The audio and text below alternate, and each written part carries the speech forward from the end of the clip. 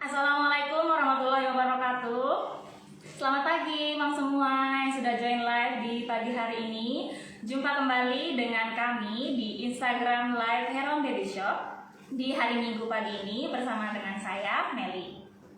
Nah, apa kabar nih Mami semua di pagi hari ini? Semoga Mam sekeluarga sehat selalu ya. Apalagi sekarang ini musimnya musim hujan yang datangnya selalu tiba-tiba ya.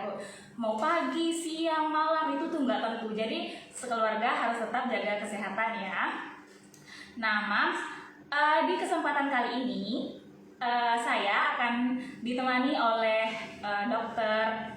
Dokter Adib Ahmad Samah, dokter spesialis obstetri dan ginekologi dari Rumah Sakit Ibu dan Anak Permata Hati.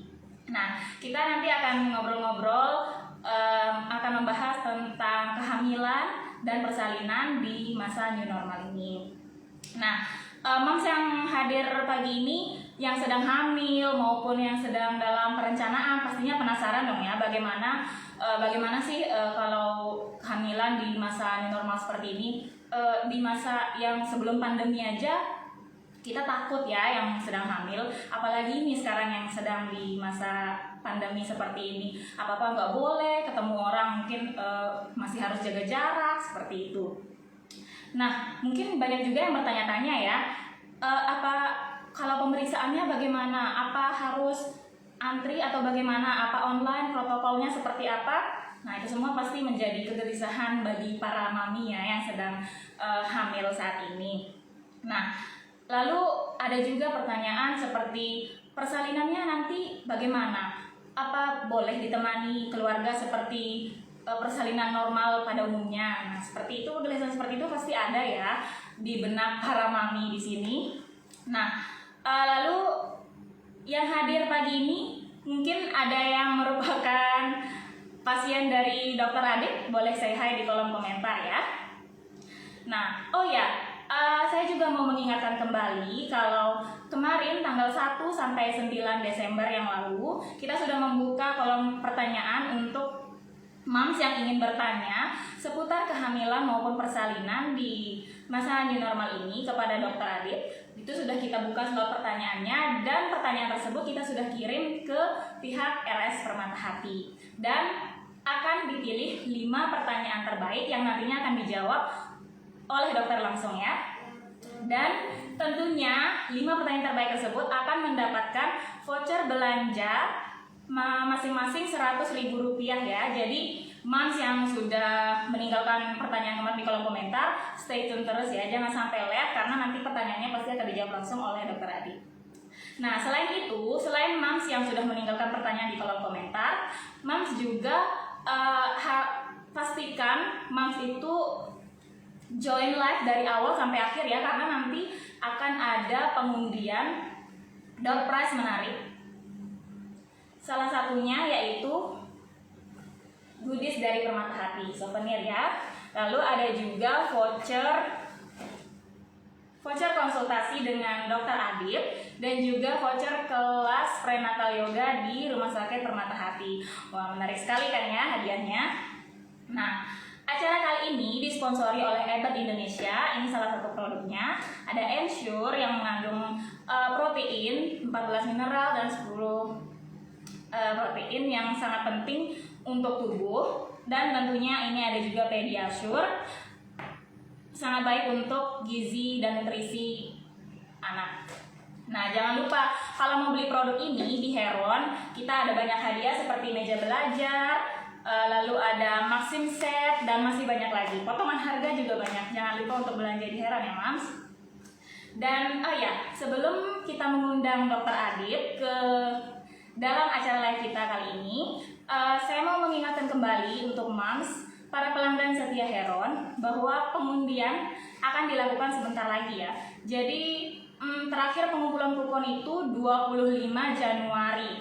Jadi Moms, ayo segera kumpulkan kupon sebanyak-banyaknya supaya kesempatan untuk memenangkan sepeda motor semakin tinggi lagi. Oke, kalau gitu tanpa berlama-lama lagi, kita akan invite Dokter Adib ya.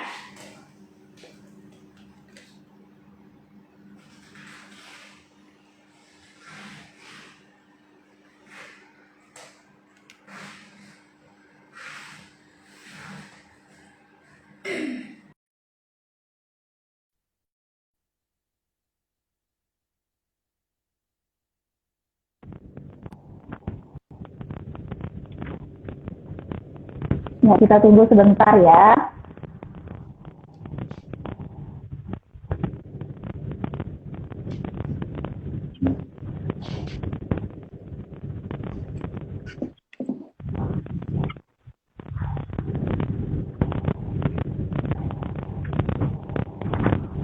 Halo, selamat pagi Dokter Adit. Selamat pagi. Perkenalkan saya dengan Meli, Dokter Adit. Oke, selamat pagi Nelly. Ya, suaranya terdengar jelas, Pak Dokter? Oke, selamat pagi Meli. Apa kabar? Ya, baik, Pak Dokter, baik. Oke, Suaranya terdengar selamat. jelas, Pak Dokter? Jelas kedengeran.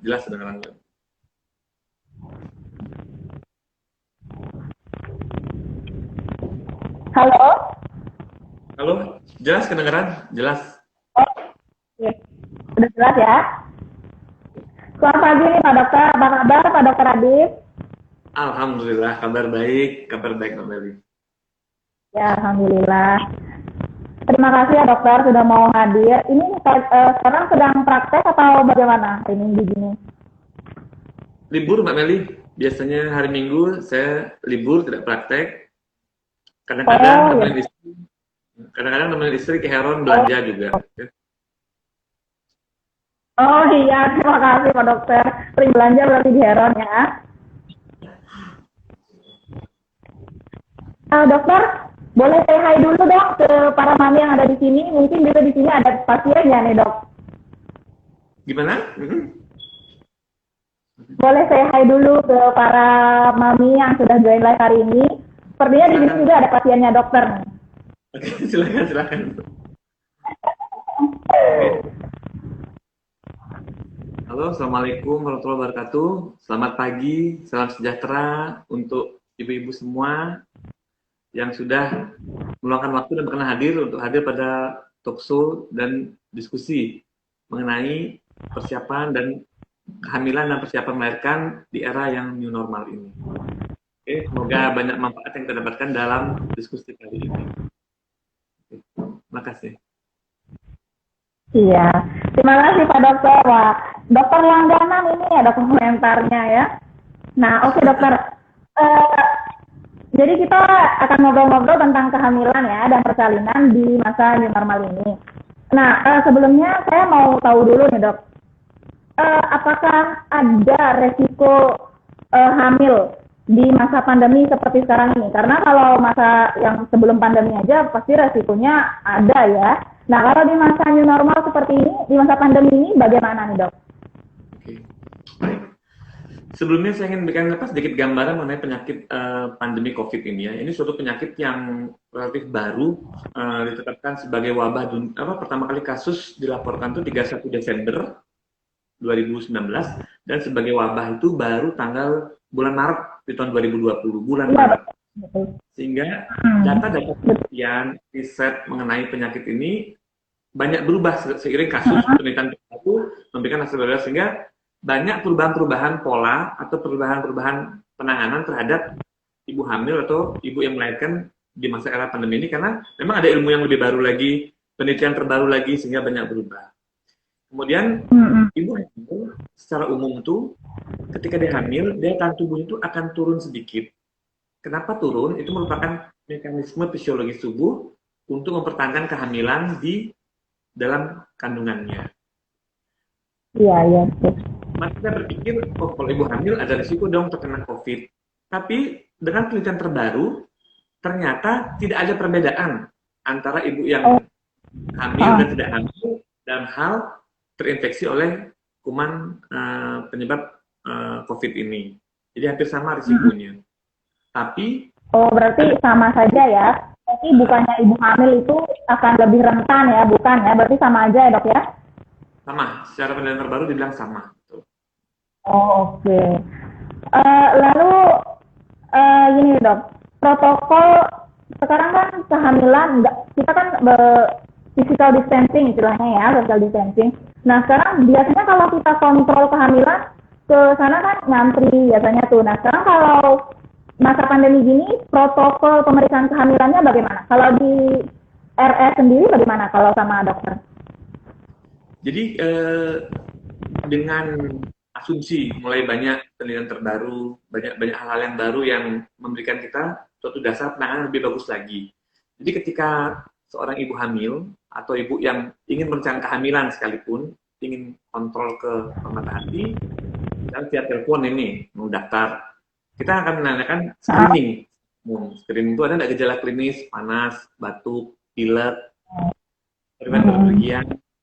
Nah, kalau misalnya ada screening itu, kalau tidak emergensi, kita sarankan pasien untuk menunda 14 hari biasanya. Kalau tidak emergensi. Oh, berarti ditunda dulu pemeriksaannya kalau tidak terlalu emergensi. Tapi kalau emergensi, kita sudah datang. Kalau di dokter, dia akan masuk ke rumah sakit, akan melalui triase namanya daerah UGD untuk di screening ulang. Ya, itu dia. oh, Seandainya pasien tidak ada keluhan sekalipun, ketika masuk ke rumah sakit, di screening juga di depan melalui screening suhu. Karena sekarang ada petugas di depan yang men-screening iya pasien. sekarang di mana-mana kayak Betul, screening itu screening paling dini untuk melihat demam apa tidak pasiennya. Setelah itu akan ada screening dari gejala klinis, anamnesis, dan riwayat perjalanan riwayat sebelumnya. Demikian. Oke. Tambahan lagi, kalau sekarang ini dia sarankan tetap tidak boleh kunjungan kepada terlalu ramai, karena kita ingin meminimalisir dan mendapatkan social distancing itu. Tapi tetap boleh berdua kan ya sama suaminya ditemenin. Maksimal sama suaminya, anak-anak tidak boleh, mantan pun Oh, tidak anak boleh. juga boleh. Berarti maksimal 2 orang saja ya. Nah, Dua orang, berarti anak-anak tidak boleh, mantan pun tidak boleh ya. Oh, Jadi jangan mantan diajak masuk ya, nggak boleh, itu ribut di sini. oke. Ketat juga dokter ya.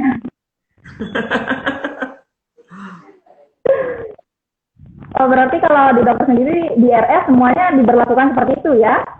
Ya, semua rumah sakit sekarang memberlakukan. Oke. Lalu dokter, kalau tadi kan protokol pemeriksaan kehamilan. Nah, kalau misalkan nanti ini kan kalau dia screening ternyata demam atau ada suhunya meningkat gitu yang tidak kalau tidak urgent kan nggak perlu datang dulu untuk kontrol ya. Nah, lalu bagaimana nih dok? Kalau misalkan ada kondisi darurat, kira-kira kondisi darurat seperti apa yang harus yang harus segera ditangani, tapi ternyata harus ngantri dulu seperti ini, harus registrasi dulu lewat lewat telepon. Nah, bagaimana itu dokter? Kalau dia kondisi darurat, kira-kira kondisi darurat seperti apa yang membutuhkan penanganan secepatnya gitu dok? Pertama, kita harus sepakat kalau kondisi darurat atau emergensi tidak lewat jalur yang poliklinik atau jalur pendaftaran seperti biasa. Jadi yang emergensi atau darurat langsung masuk ke UGD. Karena sudah ada ruangan untuk triase pemilah-pemilahan pasien, di mana kita akan menangani pasien secara cepat dan tepat di UGD, di ruang emergensinya, bukan di tempat poliklinik lagi. Karena apa yang membuat itu emergensi? Itu mungkin emergensi kebidanan, mungkin emergensi karena penyakit corona ini, penyakit COVID ini. Kalau emergensi kebidanan, misalnya ada hamil muda, mual muntah yang berlebihan, ya, lemas. Ada perdarahan dari jalan lahir. Ada yang hebat. Itu di 9 trimester awal, ya. Kalau kehamilan trimester lanjut, mohon maaf dulu dokter, suaranya. Pada emergensi pasien dengan emergensi, dia tidak akan melalui jalur poliklinik yang mendaftar dulu. Jadi akan langsung ke ruang emergensi, ke UGD. Di UGD ya. Di UGD ada dipilah-pilah nanti mana pasien yang corona, mana yang bukan ke arah penyakit COVID. Nah, kondisi apa yang emergensi yang bisa membuat kita harus datang segera ke rumah sakit, itu mungkin emergensi karena coronanya, mungkin emergensi karena faktor kebidanannya. Contohnya, kalau hamil trimester awal, kalau ada mual muntah yang hebat, mual muntah yang parah sampai lemas, dia harus langsung ke UGD, nggak klinik lagi. Atau ada gejala perdarahan dalam saluran dari jalan lahir, dari kemaluan, harus juga langsung ke UGD. Ada nyeri perut yang hebat, juga harus langsung ke UGD. Demikian pada trimester 3 juga, kalau ada kasus keluar air banyak, atau ketuban, atau ada kasus keluar darah pervaginam, atau ada gejala mulus-mulus ternyata mau melahirkan nih, langsung ke UGD. Jadi nggak lewat jalur di klinik. Oh, begitu berarti. Kalau emergensinya bukan dari kebidanan, misalnya karena curiga nih ya, batuk, demam, dia ke UGD, tapi dia akan ada jalur lain yang khusus untuk pasien-pasien dengan screening demam, batuk, pilek, akan ditangani di sana. Jadi berarti kita langsung dipisah ya, begitu screening di depan langsung pisah nih mana yang kondisi daruratnya. Betul. Gitu. Berarti tadi kalau kondisi darurat ibu ya, kalau mual muntahnya hebat, terus ada pendarahan juga ya, atau mulus-mulus karena mau segera lahiran gitu ya. Lalu nih dok, tadi ngomong masalah mulus-mulus karena mau persalinan. Nah, kalau protokol persalinan sendiri bagaimana? Protokolnya kalau di RS sendiri, kalau mau persalinan, mau di dalam persalinan, atau udah mau persalinan nih, kira-kira protokolnya seperti apa kalau di dokter sendiri, kalau sama dokter? Jadi kalau pada kehamilan tuh pertama kita akan tetap melakukan screening Mbak Emi di depan itu, dia mau melahirkan pasien ini ada gejala klinis atau tidak ada gejala klinis, karena itu menentukan protokol selanjutnya. Seperti tadi demam, dari riwayat batuk pilek yang menyertai ada apa tidak. Seandainya tidak ada, maka pasien tetap dengan menggunakan masker, ya, dan dianjurkan permata hati menggunakan masker bedah. Jadi bukan masker kain, harus masker bedah, karena memberikan proteksi yang lebih untuk khusus masker bedah ya. Terus itu akan mengalami pasien yang biasa. Jadi kalau dulu awal-awal pandemi ini bagian besar pasien tuh di SC, mungkin karena kondisinya memang tidak ada penelitian terbaru mengenai itu. Tapi sekarang, corona ataupun tidak corona, seperti pasien yang normal, persalinan, tidak ada perbedaan.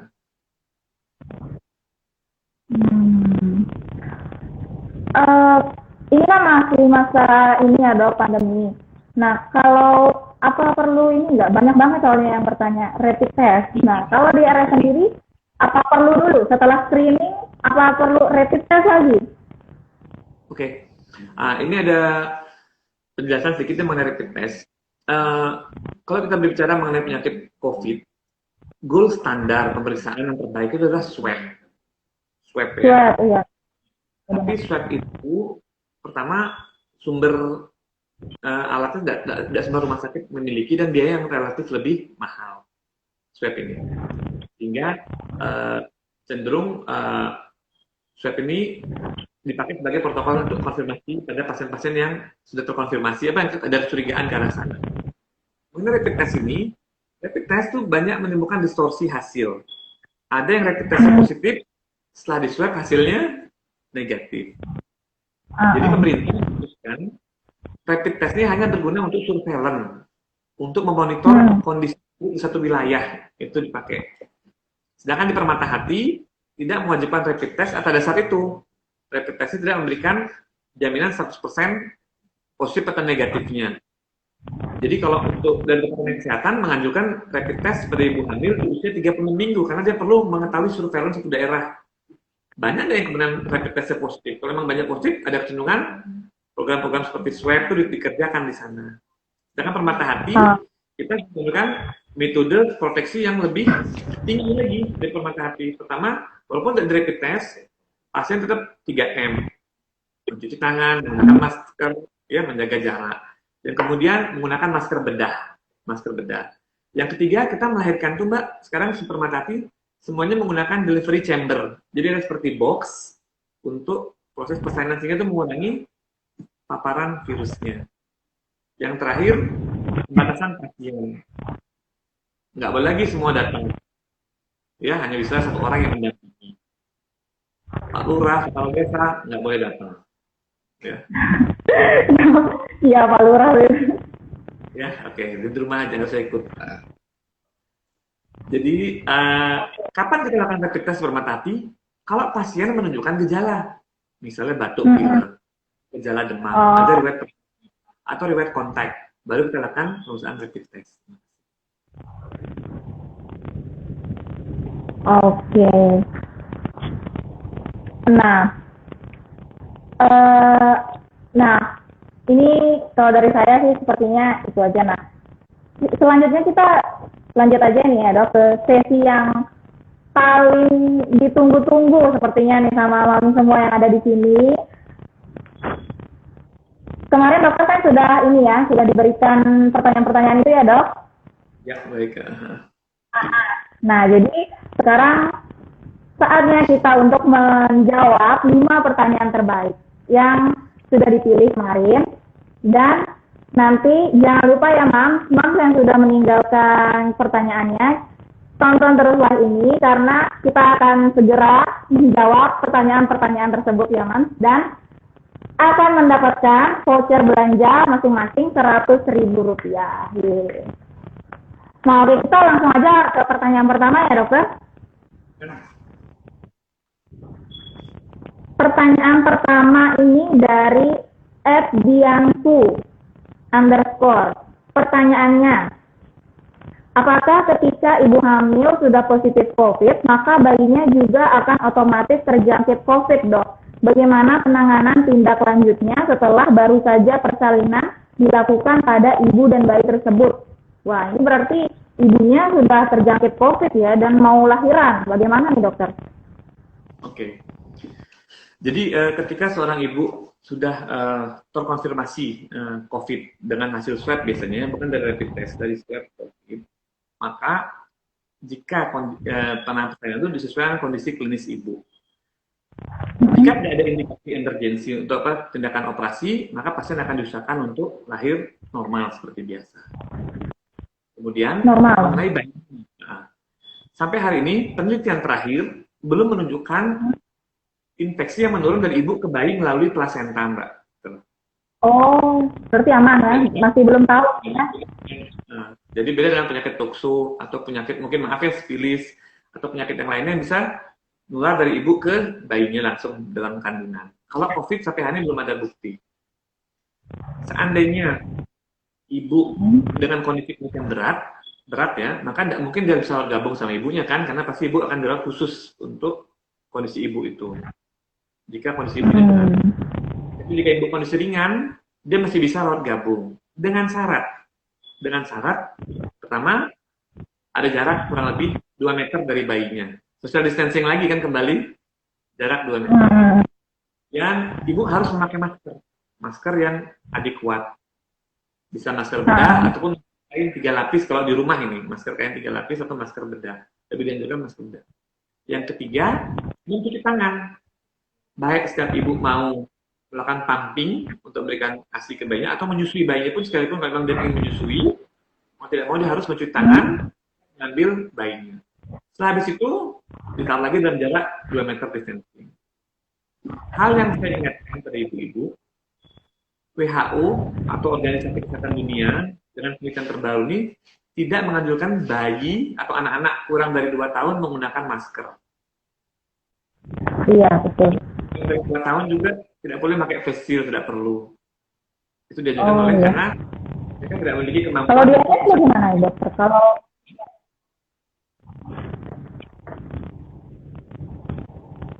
jadi intinya, apakah bayi tertular COVID? Tidak, belum tentu bayi tertular COVID, kan tidak ada penularan. Bayi, risiko penularan ke bayi itu tidak terlalu besar, tapi apalagi kita menerapkan 3M, itu akan aman untuk si adik bayi. Terima kasih. Oke. Berarti langsung dipisah ya, ibu sama bayi kalau memang ibunya sudah ketahuan terjangkit COVID, babynya langsung dipisah ya dok ya, dan jarak. Kalau berat dipisah, tapi kalau ringan tetap kalau gabung tidak apa-apa, kasih jarak 2 meter antara ibu dan bayi. Jadi boleh digabung, jarak 2 meter, ibu menggunakan masker dan sering cuci tangan. Menyusui boleh? Boleh. Tapi harus cuci tangan dan menggunakan masker. Asik. Oke.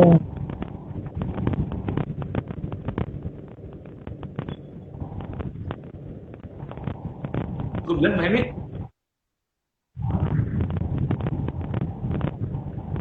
dan aku bilang,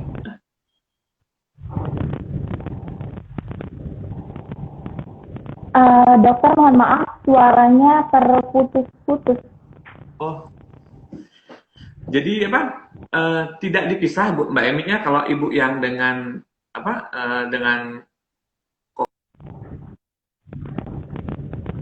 Halo, Pak Dokter.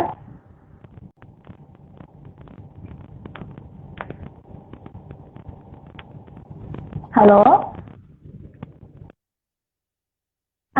jelas, Mohon maaf ya, jaringannya kurang baik ini, Dok. Jadi tidak perlu dipisah antara ibu yang menderita COVID terkonfirmasi atau jadi dengan bayinya. Kecuali ibu memang gejalanya sangat berat, otomatis kita akan fokus penanganan pada ibunya, Mbak Emi, baru dipisah kalau yang berat. Kalau ibu dengan gejala ringan atau tanpa gejala, boleh dia rawat gabung dengan jarak yang mampu jarak 2 meter antara bayi dan ibunya, 2 meter. Gunakan masker. Terus mencuci tangan, setiap akan melakukan pompa atau menyusui bayinya, demikian. Jadi boleh. Oke. Kita lanjut ke pertanyaan kedua, Dokter ya.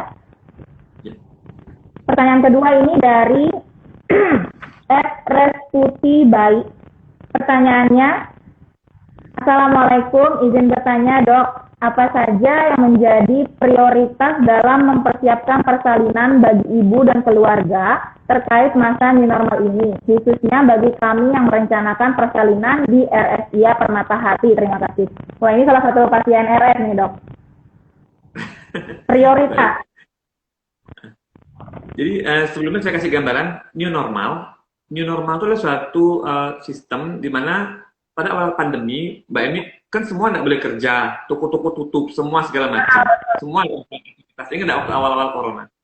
Nah, new normalnya suatu usaha dari pemerintah untuk menjaga produktivitas setiap individu di negara kita ini, tapi sambil mengendalikan kondisi pandemi ini.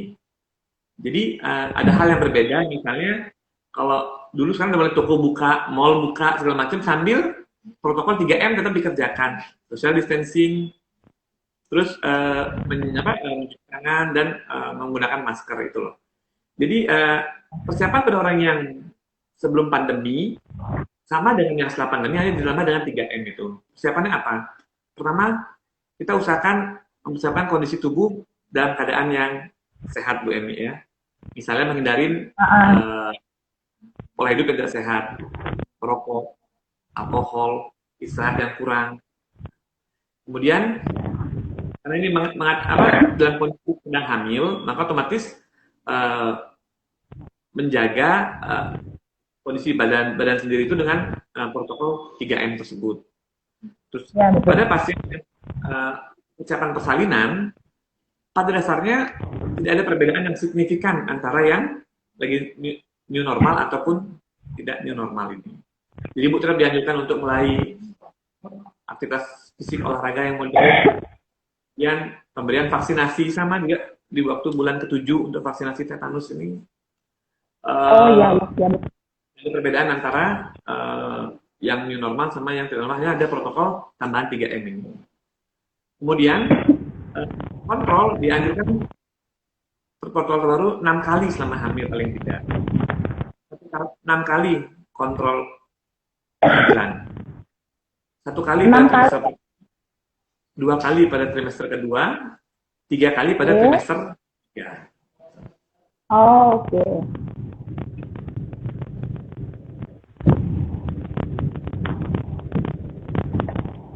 Dan itu saja berarti, Dok ya. Semoga ibu-ibu tidak khawatir dalam melahirkan di era new normal ini, karena kita sudah mempersiapkan segala matang, dan saya yakin ibu-ibu juga sudah menjaga kondisi dirinya dengan lebih baik lagi. Iya. teman-teman semua yang udah hadir di sini pastinya tentunya harus tetap menjaga kesehatan ya, apalagi yang sedang hamil mau dekat-dekat persalinan nih, harus tetap fit. Oke, lalu pertanyaan ketiga nih dokter. Dari Ibu Yuni Kartika. Pertanyaannya, mau tanya dok, bagaimana cara agar ibu hamil menjaga imunitas diri saat sedang bekerja dan masih bertemu banyak orang walaupun sudah sesuai dengan protokol kesehatan? Dan apakah aman terus-menerus menggunakan hand sanitizer untuk ibu hamil selama dalam ruang kerja? Ini posisi ibu bekerja nih ya dok. Oke. Imunitas tubuh dijaga dengan beberapa hal yang bisa kita kerjakan. Pertama, otomatis dengan adanya pola makan yang baik dan cukup, istirahat yang cukup, minum vitamin, dan melakukan tindakan olahraga pada ibu hamil seperti jalan ataupun berenang. Itu kita dikerjakan, itu daya tahan tubuh akan lebih baik. Menjadi masalah lah pada ibu hamil yang sedang bekerja karena khawatir masih menemukan kontak dan mungkin kadang-kadang agak was-was jangan saya tertular tempat kerja ini. Tetap komitmen untuk menjalankan protokol 3M ini. Ya. Masker dan tangan. Tapi pada beberapa karyawan mungkin harus menghadapi customer di depan langsung. Tetap dianjurkan ibu untuk memberikan space atau jarak pada customer yang di depan kita. Seperti yang kita kerjakan di poliklinik di Permata Hati, pasien tuh tidak dekat seperti ini, tapi agak jarak. Ya. Oke, jarak ya. Jarak, ya, walaupun jauh dalam jarak, semoga tetap dekat di hati Mbak ini. Ya. Terus yang kedua, ini hand sanitizer. Hand sanitizer itu aman digunakan. Tapi, ada tapinya nih Mbak Eni. Dianjurkan yang lebih baik daripada sanitizer adalah mencuci tangan dengan sabun selama 20 detik. Itu lebih efektif dibandingkan hand sanitizer. Jadi kalau pakai hand sanitizer, kalau aman hand sanitizer. Mana lebih bagus? Mencuci tangan dengan sabun, ya. Oke, lebih baik mencuci pakai sabun ya. Selama 20 detik dengan air yang mengalir. Iya. Tadi dokter bilang ibu bekerja, walaupun ibu bekerja harus tetap 3M tadi ya. Kan salah satunya itu ada pakai masker nih ya. Kalau ibu hamil pakai masker terus-terusan apa tidak bahaya dok? Sampai hari ini, penelitian sampai hari ini belum ada yang menunjukkan gangguan pada ibu hamil yang menggunakan masker dengan tepat dan dengan konsisten. Justru banyak masalah muncul karena ibu hamil melepas maskernya secara tidak sengaja. Contohnya di era new normal, mungkin ketemu teman, karena berasa teman sehat, kita sehat, akhirnya buka masker sambil ngobrol-ngobrol, sambil makan bareng mungkin, itu risiko penularan lebih besar. Karena ingat, kurang lebih ada 60% COVID tanpa gejala. 60% COVID tanpa gejala. Jadi kita harus tetap beranggapan, kita berusaha yang terbaik, saya mencegah menularkan ke orang, dan saya juga mencegah orang menularkan dirinya kepada saya. Oke. Tapi tidak masalah ya ibu masker, walaupun bekerja seharian pakai masker ya, tidak masalah ya. Ya, betul. Oke, kalau gitu kita lanjut ke pertanyaan keempat nih dokter. Dari desi.aprilia.5661. Pertanyaannya, salam Pak Dok. Izin bertanya, beberapa hari lalu saya mendengar kebijakan dari RS Permata Hati, jika pasien melahirkan sekarang ini tidak perlu lagi hasil rapid test jika pasien tidak ada gejala. Apakah benar demikian dok? Jika salah, bagaimana peraturan sebenarnya? Lalu, bagaimana cara mengantisipasi dan memilih pasien yang diduga atau yang memang benar terpapar virus dengan pasien yang sehat? Artian pasien yang tidak terpapar virus COVID ya. Apakah masih tetap digabung dengan tetap menjalankan protokol kesehatan? Terima kasih Pak Dokter. Ini pertanyaan yang dari Mbak Desi ini memang saya tanyakan ke ibu-ibu juga mengenai kondisi ini. Kembali ke tadi penjelasan sebelumnya, dengan banyak penelitian, riset segala macam, kita menunjukkan rapid test ini tidak 100% menjamin orang itu terkena COVID atau tidak terkena COVID. Itu yang harus diingat dulu. Jadi, walaupun hasil rapid test negatif, belum tentu dia tidak kena COVID. Masih ada kemungkinan. Jadi yang paling baik memang dilakukan swab.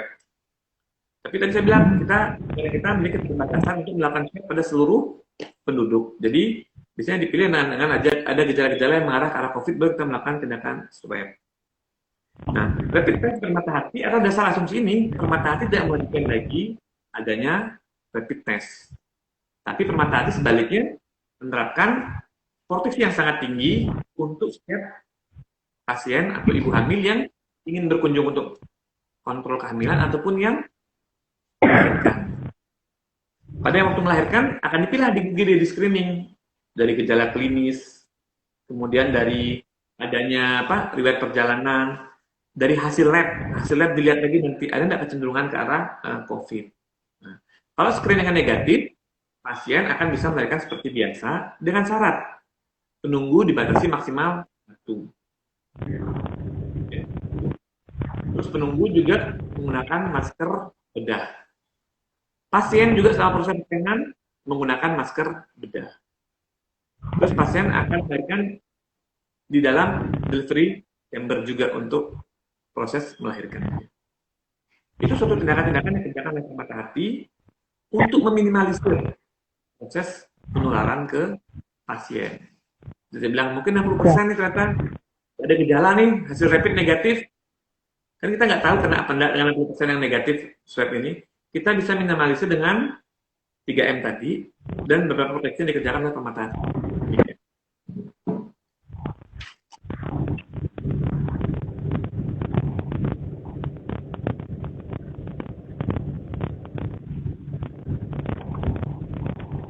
Oke. Wah, di sini komennya semua ngacungin jempol untuk dokter nih. Oh iya. Makasih. Oke. Kalau gitu pertanyaan yang terakhir nih, Dok. Ini dari @ayukrisna7.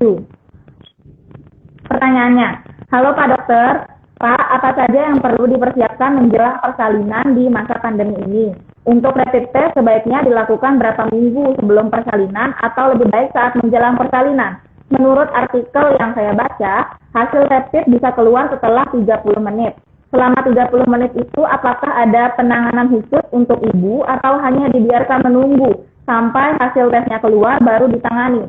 Dan apakah masih bisa didampingi suami saat persalinan? Terima kasih untuk waktunya, Dok. Sukses selalu. Oke. Terima kasih. Halo Mbak Ayu. Jadi Bu Ayu, apa aja perlu persiapan di masa pandemi ini untuk persalinan ya? Persalinan. Kalau untuk persalinan hampir sama Mbak Ayu dengan tidak dalam pandemi. Misalnya kondisi tubuh yang tadi saya bilang, kondisi tubuh yang optimal, istirahat yang cukup, yang ideal, terus olahraga untuk meningkatkan daya tahan tubuh. Dan ditambah proteksi 3M. Masker, menjaga jarak 2 meter, kemudian mencuci tangan dengan sabun yang mengalir selama 20 detik, itu yang dianjurkan. Kemudian, mengenai rapid, Departemen Kesehatan itu menganjurkan untuk kepentingan surveillance dilakukan rapid di puskesmas sejak minggu 36. Minggu ke-36. Kurang lebih sebulan. Dan biasanya diulang 2 minggu. Karena kenapa minggu 36 dipakai patokan? Karena banyak ibu hamil yang melahirkan tidak sesuai dengan tanggal yang mungkin maju 2 minggu, mungkin maju seminggu, mungkin maju 10 hari, itu sering sekali ya. Jadi kalau ada yang minggu 36 sudah dilakukan rapid, maka puskesmas bisa memantau untuk 2 minggu ke depannya. Tapi di Permata Hati tidak mewajibkan untuk rapid pada pasien yang datang dan tidak menunda tindakan sambil menunggu hasil rapid. Tadi ditanyakan kalau rapid 30 menit nunggu, selama nunggu pun tetap dilakukan tindakan 3M itu Bu. Jadi tetap pakai masker, tetap menjaga jarak dan mencuci tangan. Kalaupun hasil rapid positif, tapi gejala klinis yang lain tidak mendukung, maka tetap persalinan dengan menggunakan standar proteksi tertinggi, menggunakan delivery chamber, menggunakan masker, itu sudah dikerjakan untuk mencegah risiko penularan pada yang lain. Demikian.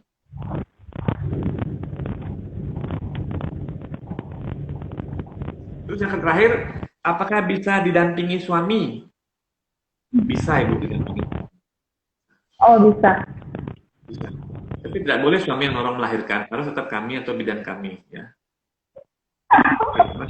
Iya, betul sih dok, kalau yang itu ya.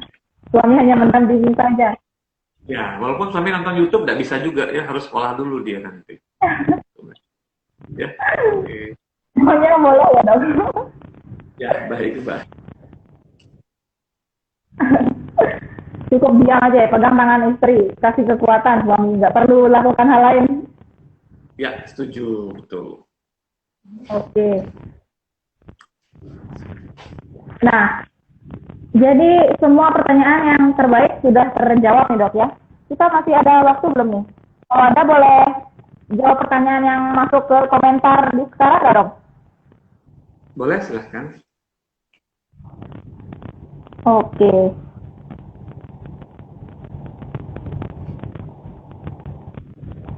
Wah, ini semua tentang hamil. Bentar ya, saya lihat dulu. Gimana? Ini semua pada bilang terima kasih infonya Pak Dokter. Pertanyaannya mana nih? Saya pengen tetap ditemani suami, sangat bermanfaat. Terima kasih. Bentar, ini pertanyaannya mana nih? Ini ada tren asam folat bagus enggak dari Alia Almira? Iya betul, dari Alia Amira. Oke, saya jelasin sedikit ya. Asam folat yang bagus. Oke. Jadi asam folat itu sebenarnya harusnya sudah diminum, Mbak Alia, dari 3 bulan sebelum merencanakan kehamilan.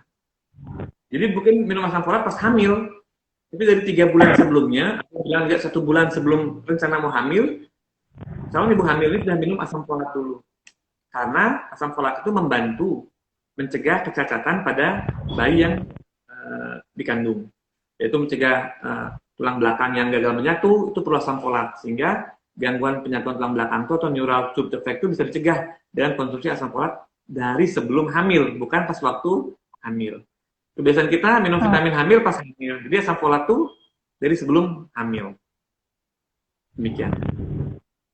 Oke. Ini ada juga yang bertanya nih.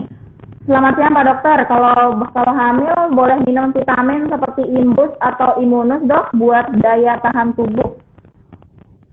Sampai sekarang belum ada kategori C atau kontraindikasi mengkonsumsi vitamin untuk daya tahan tubuh ya pada pasien.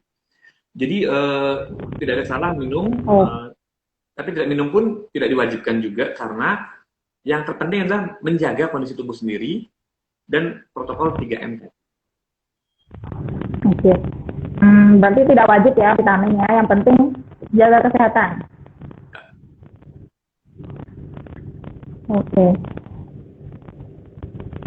Waduh.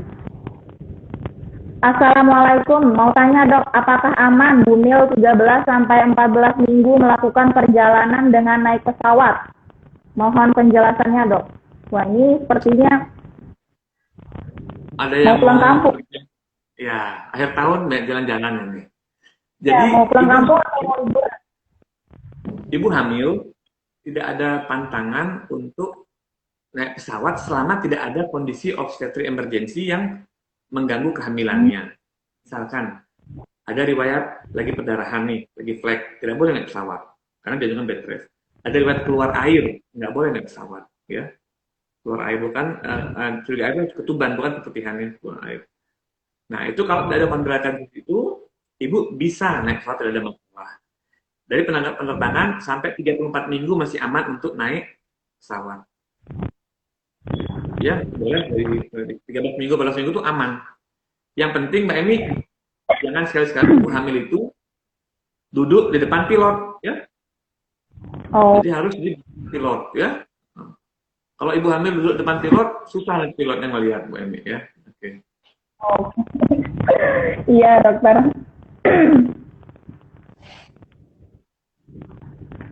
Wah, ini menarik nih. Dok, apa resikonya ibu yang baru melahirkan 6 bulan operasi sesar terus hamil lagi? Apa resikonya bagi ibunya dan calon bayinya, dok? Wah. Jadi kalau pasien yang bekas operasi sesar setelah 6 bulan itu secara umum sudah bagus kondisi rahimnya. Secara umum ya. Jadi benang jahitan sudah tidak diserap tubuh sama sekali. Jadi kalau dia hamil bisa apa enggak? Bisa hamil. Kalau memang terlanjur sudah ini apa? Sudah hamil ya. Tapi pasien itu tidak bisa mencoba untuk yang normal Mbak Emi. Karena kurang dari 2 tahun. Itu masalahnya. Mm-mm. Jadi biasanya dianjurkan normal itu kalau lebih dari 2 tahun baru bisa untuk dicoba normal. Apakah aman Oh, kehamilannya? Tapi pasien biasanya akan dilakukan seksu cesarean sebelum ada kontraksi atau sebelum mulai. Ya. Memang dianjurkan hamil setelah seksio ini Mbak setelah 2 tahun. Karena menyapi bayi yang sudah disapi, kondisi fisik sudah lebih siap. Nah, tapi kadang-kadang mungkin karena sudah lain hal, misalnya lupa pakai kontrasepsi, ya hamil tidak ada masalah, tetap bisa dipertahankan dan ibu uh, menjalankan protokol hampir sama seperti orang yang seksio pertama kali juga gitu loh. Cuma bedanya dia tidak boleh coba untuk normal, harus langsung lakukan seksio sesar.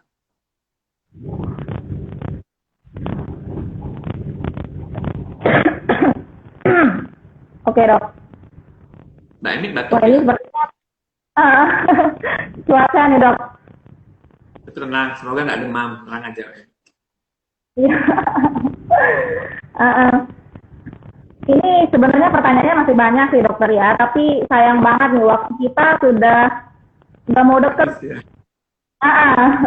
Mungkin nanti Mams yang mau bertanya-tanya lagi boleh langsung DM saja dokternya ya atau DM ke RS Permata Hati. Mungkin nanti bisa dibantu jawab. Oke. Ya terakhir dokter kita sudah berapa lama nih ya? Hampir 1 jam kita sudah ngobrol-ngobrol tentang kehamilan dan persalinan di masa new normal. Semoga semua yang dijelaskan oleh Pak Dokter Akhir hari ini bermanfaat untuk kita semua ya, terutama yang sedang hamil di sini dan apalagi yang pasiennya Dokter Adit nih. Amin, amin. Oke, sekali lagi terima kasih banyak ya Pak Dokter. Dokter, mungkin next kita bakal ada live seperti ini lagi karena ini sangat bermanfaat ya dokter. Terima kasih juga atas waktunya karena sekarang katanya lagi libur ya Pak Dok, tapi disempetin untuk berbagi ilmu di sini, berbagi informasi. Semoga ya bermanfaat ilmunya. Ya, terima kasih banyak Pak Dokter ya. Terima kasih. Nah, Sama-sama. kalau begitu dokter, mungkin sampai jumpa di acara-acara berikutnya dengan Permata Hati atau mungkin dengan dokternya sendiri. Ilmunya sangat bermanfaat hari ini. Terima kasih banyak dokter. Sampai jumpa. Selamat siang.